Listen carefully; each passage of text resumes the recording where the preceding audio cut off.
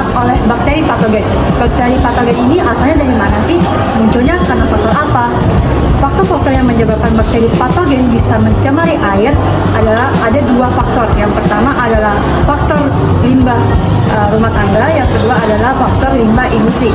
Limbah rumah tangga itu biasanya berasal dari air sisa cucian atau deterjen, pembuangan bahan-bahan organik, dan tinja hewan dan manusia.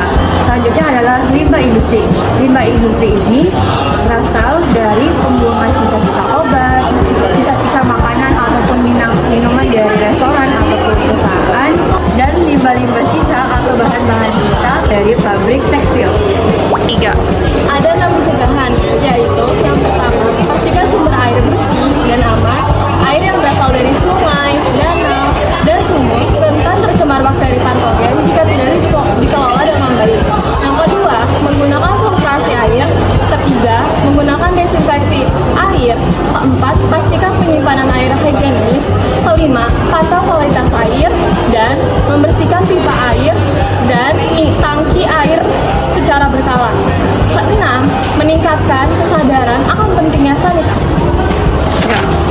Setiap masalah pasti ada solusinya. Oleh karena itu, pencemaran air sungai dan limbah itu sendiri juga terdapat solusinya.